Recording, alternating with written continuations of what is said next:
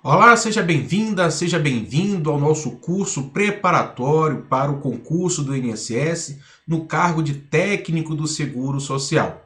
Eu me chamo Gustavo Beirão, sou mestre em Direito Previdenciário pela PUC São Paulo, sou servidor concursado do INSS, entrei no concurso de 2003, quando na época fui aprovado tanto para o cargo de técnico do Seguro Social, quanto para de analista do Seguro Social, cargo de nível superior, onde estou até hoje exercendo esta função, sendo hoje cedido para o Conselho de Recursos da Previdência Social, e estamos juntos nessa jornada, pois quero que você seja o meu colega também no INSS muito em breve.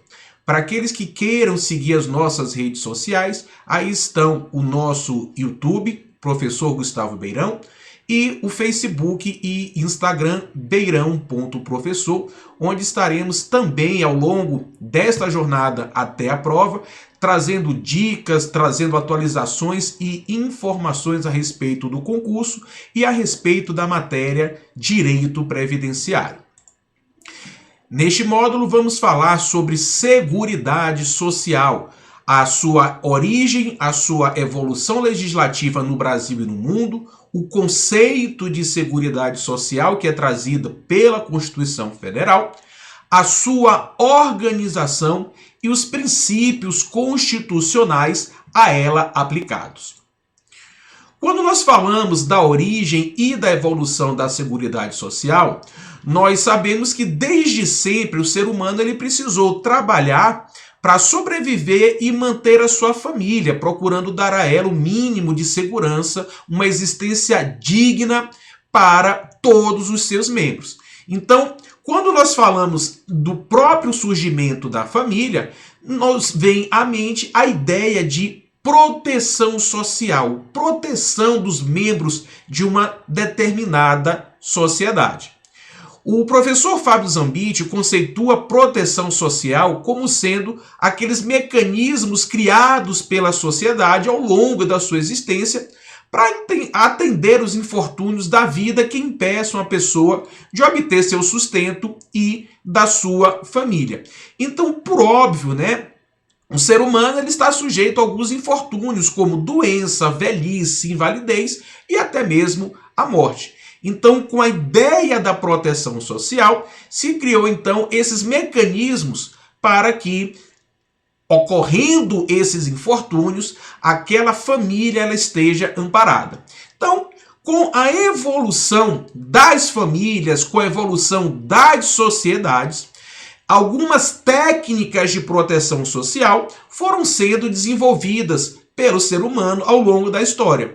Uma delas são os mútuos ou o mutualismo, que consiste em pessoas se reunirem, contribuírem financeiramente, né? E que este montante das contribuições financeiras, em vindo a ocorrer algum infortúnio, alguma dificuldade financeira para alguma daquelas pessoas que contribuíram, este montante possa ser revertido para ajudar essa pessoa que está em dificuldade financeira, como, por exemplo, por causa de uma doença que a impeça de exercer o seu trabalho. Também, pessoal, foram criadas outras técnicas de proteção social, como o assistencialismo, lá na Inglaterra. Durante o século XVI, a Inglaterra ele passou por um aumento populacional, ocasionando um êxodo das pessoas que estavam na zona rural para as zonas urbanas, acarretando o quê?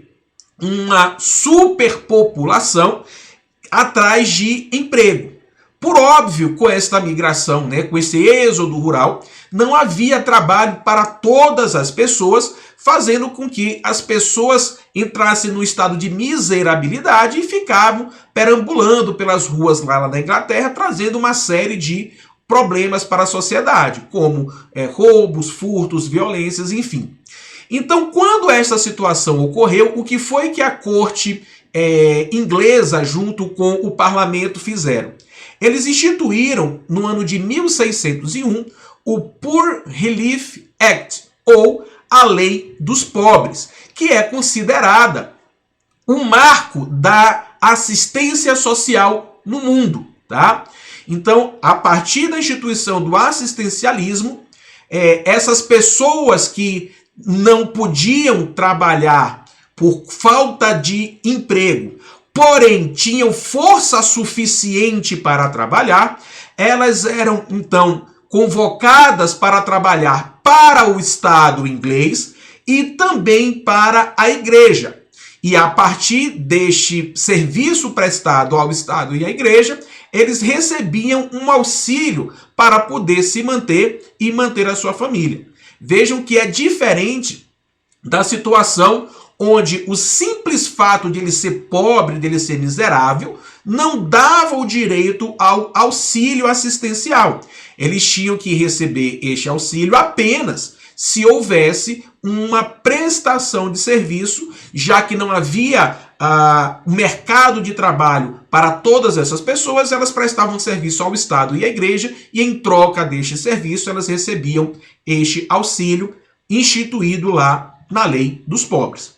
Além disso, a própria Igreja Católica, com seus dogmas de caridade, votos de pobreza, também forneciam ajuda a essas pessoas, de forma que complementava também essa técnica de proteção social, que é o assistencialismo. Porém, a previdência social, que é diferente da assistência social, para a assistência social não há uma necessidade de contribuição prévia para o recebimento dos benefícios. Na previdência social existe uma necessidade de haver uma contribuição prévia para que os benefícios e serviços sejam prestados àquele cidadão.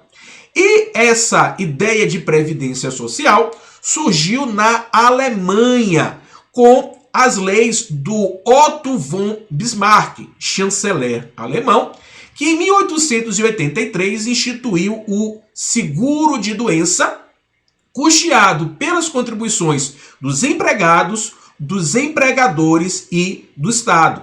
Vejam que a partir daí nós temos pela primeira vez o Estado, garantindo a proteção como arrecadador de contribuições compulsoriamente exigidas, diferente da natureza privada dos sistemas de proteção social existentes até então, onde as próprias pessoas, a própria sociedade, ela pagava, juntavam as contribuições e recebiam em forma de benefícios e serviços. Então, a partir daí, era possível que um segurado da Previdência Social, ele exigisse um benefício previdenciário, sobrevindo o risco social a ele correspondente. Ou seja, o direito público subjetiva um benefício previdenciário, tal qual existe atualmente, foi criada lá na Alemanha em 1883. Também foi criada pelo Otto von Bismarck, em 1884, o seguro contra acidentes do trabalho, com custeio também, pelos empregados, empregadores e Estado. E o seguro de invalidez e velhice, custeado pelos trabalhadores, empresários e Estado. Vejam que o seguro contra acidente de trabalho, apenas com custeio dos empregados, e o seguro de doença, o seguro de invalidez e velhice, custeado pelos trabalhadores, empregadores e pelo Estado. Então temos aí uma tríplice forma de custeio da Previdência Social. A partir, pessoal, do constitucionalismo social, os direitos sociais, os direitos trabalhistas e econômicos, eles passaram a integrar as constituições de alguns países. O primeiro deles foi o México, que em 1917 previu normas de proteção social, normas tratando da proteção aos contribuintes, previa que empresários fossem responsáveis pelos acidentes de trabalho, pelas doenças laborais. então cabendo a eles indenizar o trabalhador em caso de incapacidade para o trabalho ou no caso de morte. Também em 1918, a Constituição da antiga União Soviética, ela tratou de direitos previdenciários também. No ano de 1919, a Constituição de Weimar, também na Alemanha, ela previu a criação de um sistema de seguros sociais para atender à conservação da saúde e da capacidade para o trabalho, a maternidade, a velhice e enfermidades. Então, a partir daí, o Estado ele passa a prover a subsistência dos cidadãos aos quais ele não pudesse proporcionar o acesso ao trabalho produtivo. E, por óbvio, essa tendência de trazer para as constituições os direitos previdenciários foi se espalhando ao redor do mundo. Em 1935, chegando aos Estados Unidos por meio do Social Security Act, ou Lei de Seguridade Social, publicada em 1935 com vigência a partir da década de 40, a partir do ano de 1940, com o surgimento do New Deal e do Welfare State, ou Estado de Bem-Estar Social, principalmente depois da profunda recessão que os Estados Unidos tiveram lá em 1937. Um grande avanço em relação à proteção social se deu também na Inglaterra, quando William Beveridge fez um relatório que se iniciou em 1942 e culminou em 1944, quando ele questionou aquele modelo de proteção social que apenas abarcava os trabalhadores, ou seja, aquelas pessoas que efetivamente contribuíam com o seu trabalho e com contribuições, mas não atendia aquelas pessoas que não contribuíam. Então, com base em alguns princípios, ele pensou numa transição do seguro social, da previdência social, para a seguridade social, à época dito como uma proteção social do berço ao túmulo, desde quando a pessoa nasce até a sua morte. E as principais ideias trazidas por William Beveridge no seu relatório foi o seguinte: o seguro social ele deve ser compulsório, ou seja, não há a opção de não haver contribuição para um sistema de seguro social. Entenda-se, quando falamos de seguro, estamos falando de previdência social. Também previu uma tríplice forma de custeio, com trabalhadores, empregadores e Estado contribuindo para esta proteção. A unificação do seguro acidente de trabalho com o seguro social. Nós vamos ver que, sobretudo quando falarmos da evolução legislativa no Brasil, que o seguro acidente de trabalho, ele era feito de forma privada, como nós já vimos, custeada pelo empregado, e com esta avaliação feita no seu relatório, ele entendeu que o seguro acidente de trabalho ele deve ser incorporado às demais proteções que estão previstas no seguro social. Unificação do seguro e da assistência num único ministério. Então, como nós já tivemos aqui no Brasil anteriormente o Ministério da Previdência e da Assistência Social unificados.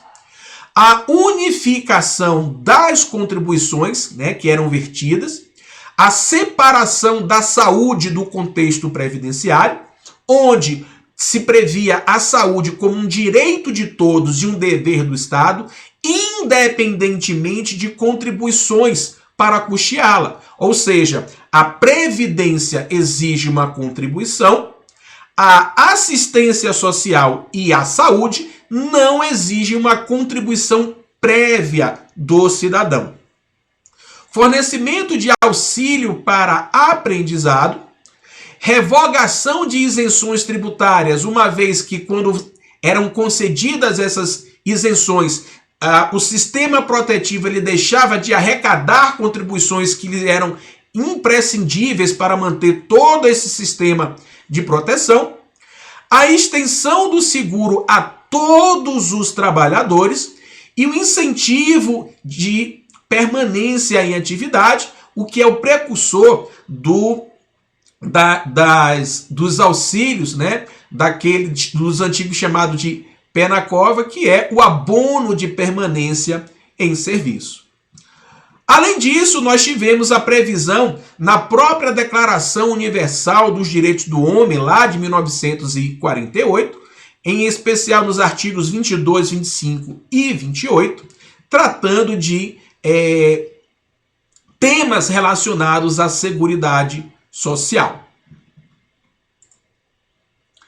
Vamos falar um pouco, então, pessoal, da evolução da Seguridade Social aqui no Brasil. Para isso, nós vamos, de maneira mais didática, dividir as fases de evolução da Seguridade Social no Brasil, de acordo com a vigência de cada uma das constituições que nós tivemos ao longo do tempo. A primeira fase, nós vamos chamar de fase dos Montepios e das Caixas de Socorro, sob a égide da Constituição Federal de 1824. Nós tivemos a segunda fase, onde foi criado, então, o marco da Previdência Social no Brasil, com a Lei Eloy Chaves, que instituiu as caixas de aposentadoria e pensão sob a égide da Constituição de 1891. A terceira fase, que foi da criação dos institutos de aposentadoria e pensão, sob a égide das Constituições de 1934 e 1937. A quarta fase, que foi a fase de uniformização da legislação e da administração da Seguridade Social no país, com a criação da Lei Orgânica da Previdência Social e do Instituto Nacional de Previdência Social, sob a égide da Constituição de 1946. Sob a égide da Constituição de 1967, nós vamos aprender sobre a reestruturação da Seguridade Social no Brasil, com a criação do Sistema Nacional de Previdência e Assistência Social. Vamos adentrar na sexta fase, que é a fase da Seguridade Social propriamente dita, criada com a Constituição Federal de 88. A sétima fase, quando trata da primeira reforma da Previdência Social, sob a égide da Emenda Constitucional número 20 de 1998. A segunda reforma, trazida pela Emenda Constitucional número 41 de 2003 e pela Emenda 47 de 2005, até chegarmos na atual fase em que a Seguridade Social se encontra, com a reforma da Previdência trazida pela Emenda Constitucional número 103 do ano de 2019. Então, acompanhem conosco cada uma dessas fases.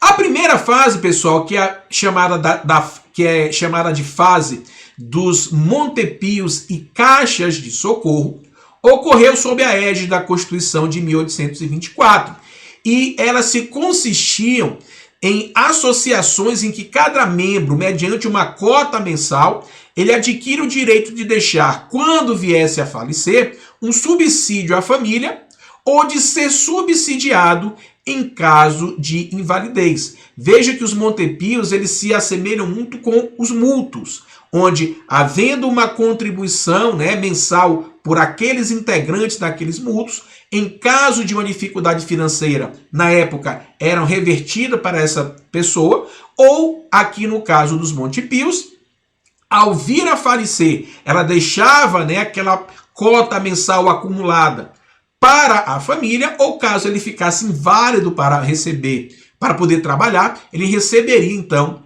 essas contribuições. O primeiro deles foi o Mongeral, lá em 1835, que foi constituído aqui no Brasil. Depois nós tivemos o Montepio da Guarda Pessoal de Dom João VI em 1880.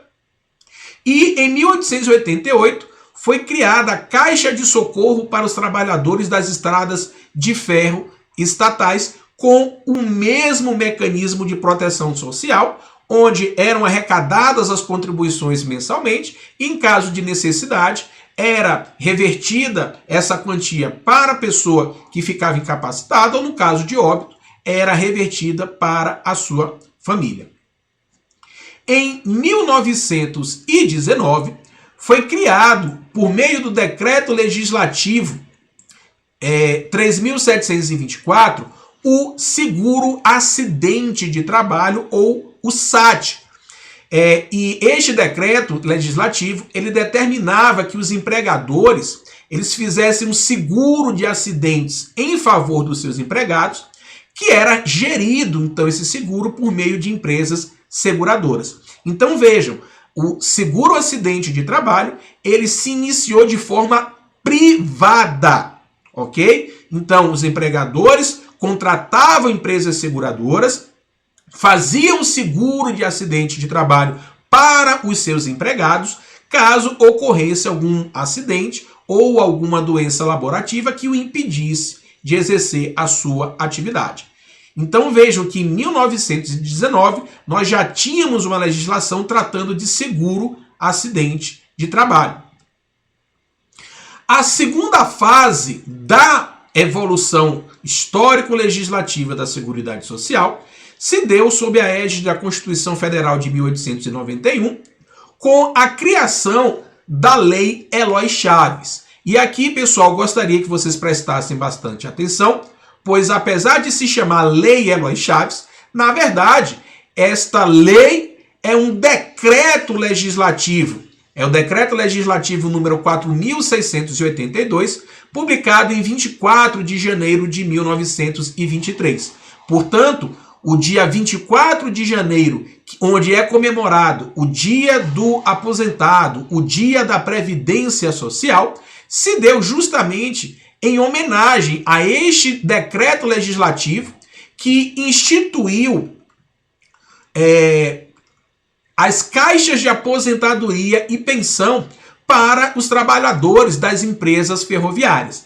Então, esta Lei Eloy Chaves, este decreto legislativo 4.682, ele é considerado o marco inicial da Previdência Social no Brasil. Questão que cai reiteradamente em todas as provas de direito previdenciário, quando se trata da evolução do conceito e dos princípios atrelados à Seguridade Social. Então não esqueçam, o marco da Previdência Social no mundo se deu em 1883 com as leis de Otto von Bismarck na Alemanha, e o marco inicial da Previdência Social no Brasil se deu com o Decreto Legislativo 4.682, Lei Eloy Chaves. Ok? Então, o que é que essa lei instituiu? As caixas de aposentadoria e pensão para os trabalhadores das empresas ferroviárias. Consistiam em que os trabalhadores e empregadores, eles contribuíam para que lá na frente, quando chegasse uma idade determinada, aqueles trabalhadores se aposentassem, ou em caso de eles virem a óbito, as suas famílias receberem uma pensão por morte. Durante a década de 20, este princípio da Lei Eloy Chaves, ele se estendeu a outras profissões, em outras caixas de aposentadoria e pensão, e com isso nós fomos, durante a década de 20, criando diversas caixas de aposentadoria e pensão para diversas outros trabalhadores de diversas profissões. Só que aí, pessoal, nós tivemos um grande problema. Primeiro, que nós chamamos de massa crítica, que é um número mínimo de pessoas contribuindo para custear essas aposentadorias e essas pensões. E um grande problema que tivemos junto com a massa crítica também foi a questão de trabalhadores que mudavam de empresas. Então, o que ia acontecer com aquelas contribuições que tinham sido feitas para aquela caixa de aposentadoria e pensão de uma determinada empresa ao trabalhador mudar de empresas? né? Então, isso trazia alguns problemas, algumas empresas não queriam repassar essas contribuições. Então, em que pese nós temos um pontapé inicial em relação à Previdência Social do Brasil, com ampliação, inclusive, das caixas de aposentadorias e pensões para outras profissões, nós tivemos esses problemas. E como resolver estes problemas? Veio aí, então, a terceira fase da evolução da Seguridade Social, com a criação dos institutos de aposentadoria e pensão. Como é que funcionava isso?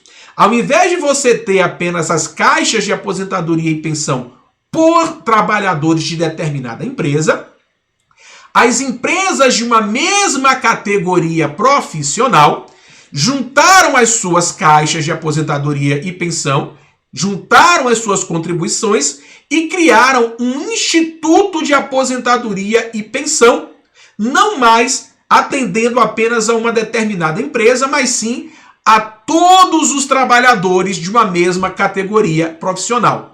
Com isso, nós resolvemos um problema, que é o problema da massa crítica, onde nós vamos ter mais pessoas contribuindo, mais pessoas de uma mesma categoria profissional. E aí você tem, então, esses institutos de aposentadoria e pensão organizados sob forma de autarquias que estavam subordinadas, então, ao Ministério do Trabalho. Com este número elevado de participantes, a questão da massa crítica ela ficou resolvida. Desde o início da década de 30 até a década de 1950, diversos institutos de aposentadoria e pensão foram criados por diversas categorias profissionais. O primeiro deles foi o Instituto de Aposentadoria e Pensão dos Marítimos, seguidos pelo Instituto de Aposentadoria e Pensões dos Comerciários, Instituto de Aposentadoria e Pensão dos Bancários, dos Industriários, dos Ferroviários e empregados em serviços públicos. Nesta época, pessoal, não era fácil estudar o direito previdenciário. Isto porque cada instituto de aposentadoria e pensão tinha a sua legislação distinta, diferente, trazendo requisitos legais para a concessão de benefícios, para a arrecadação de contribuições.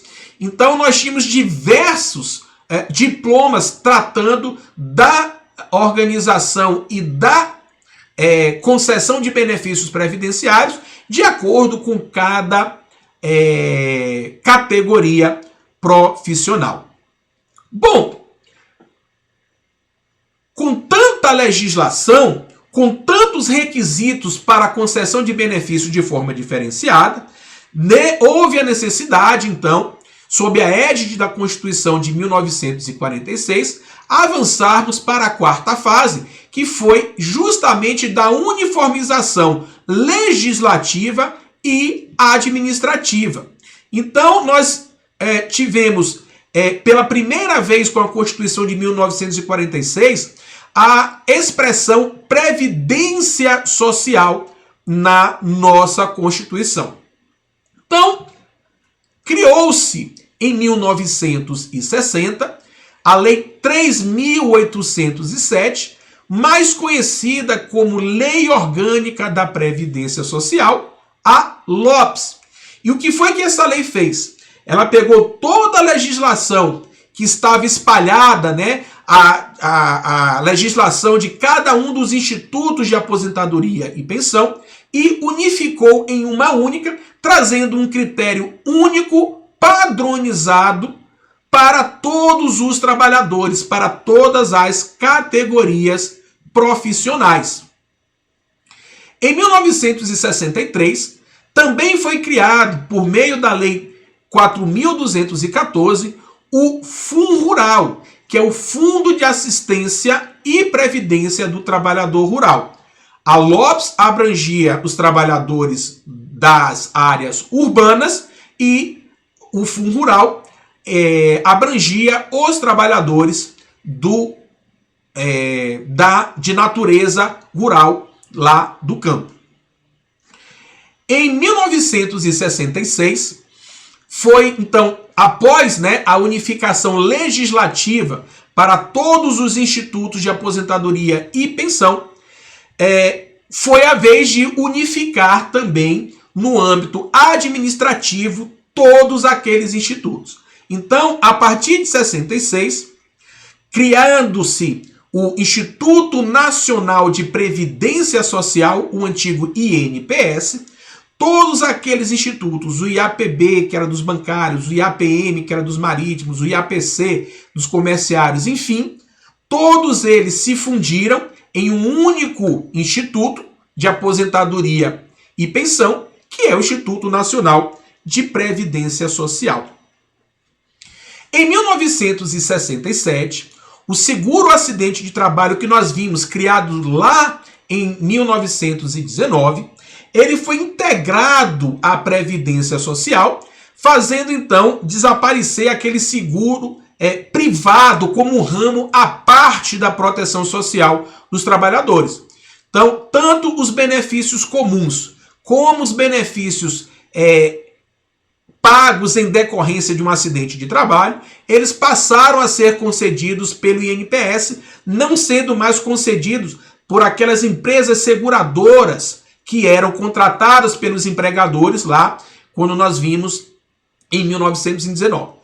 Então nós temos então uma uniformização de toda a legislação que trata sobre previdência, bem como a uniformização administrativa, onde não existiam mais cada um daqueles institutos de forma separada, todos eles incorporados pelo Instituto Nacional de Previdência Social e com a integração do seguro acidente de trabalho também sendo incorporado a esta proteção pelo INPS, pagando benefícios previdenciários e benefícios acidentários. No próximo bloco, nós vamos conhecer a quinta fase do processo de evolução histórico-legislativa da Seguridade Social. Acompanhem conosco.